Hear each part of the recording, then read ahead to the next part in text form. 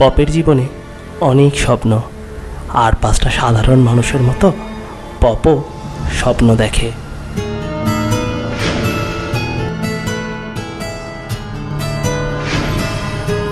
তার বাবা শ্রী পঞ্চানন কর্মকার ছিলেন টালিগঞ্জ ইন্ডাস্ট্রির একজন খ্যাতনামা চলচ্চিত্র পরিচালক।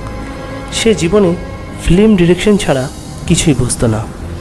বেশ নামডাকও ছিল তার, কিন্তু বলে না, ভাগ্য।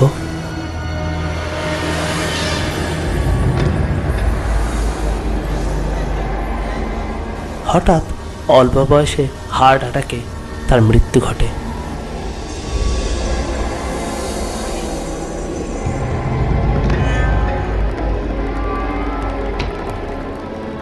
পপ ও পপের মা হয়ে পড়ে অসহায়। আত্মীয় স্বজন বন্ধুবান্ধব তারা সবাই তাদের আসল চেহারাটা দেখাতে শুরু করে। কারোর কাছেই পপেদের ঠাঁই হয় না। কিন্তু পঞ্চানন কর্মকারের ছেলে সে, তার ফিল্ম ইন্ডাস্ট্রিতে নামার স্বপ্ন কিন্তু পিছু ছাড়ে না। পপও জীবনে স্বপ্ন দেখে সে একজন ভালো ফিল্ম স্টার হবে, কিন্তু বলে না, বাস্তব বড়ই নিঠুর। বাবার যে সকল প্রডিউসার ফিনান্সার ছিল, পপ তাদের কাছে যায়, কিন্তু তারা কেউই পপকে এন্টারটেন করে না। কোনো নোংরা মানুষ সিনেমায় নামার লোভ দেখিয়ে পপকে কুপ্রস্তাব দেয়। পপ যখন দেখে সে তার বাড়ি ভাড়া দিতে পারছে না, সে বাধ্য হয়ে সেই সকল কুপ্রস্তাব মেনে নেয়।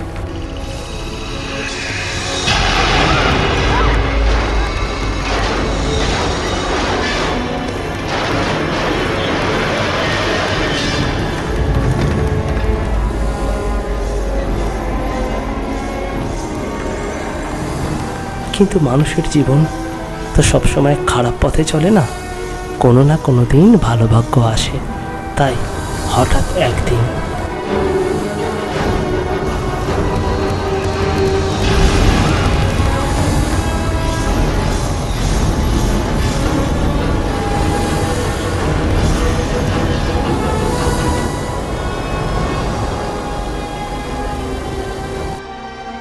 পপের জীবনে আসে অনির্বাণ, হ্যান্ডসাম, রিচ, ভালো মনের একজন মানুষ।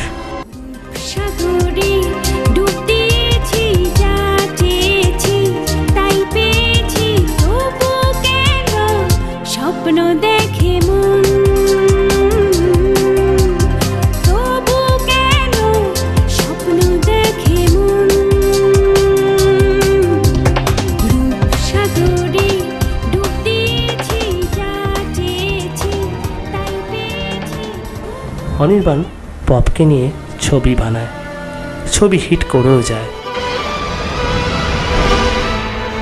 পপ হয়ে যায় স্টার। পপের জীবনে আসে আবার এক নতুন ভালোবাসা। সে হয়ে যায় কনফিউজড, কোন পথে চলবে, কোন মানুষটাকে তার ভালোবাসা দেবে, কে তার সত্যিকারের ভালোবাসা।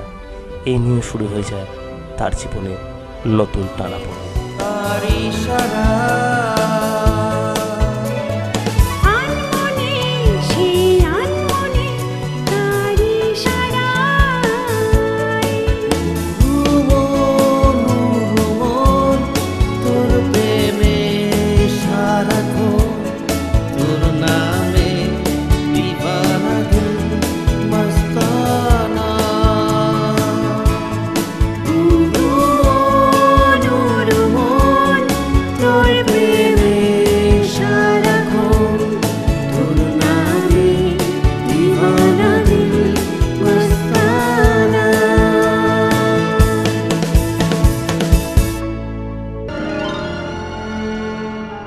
কিন্তু এবার কি বাকিদের মতো পপে কি মিশে যাবে ফিল্ম ইন্ডাস্ট্রির সেই ভিড়ে?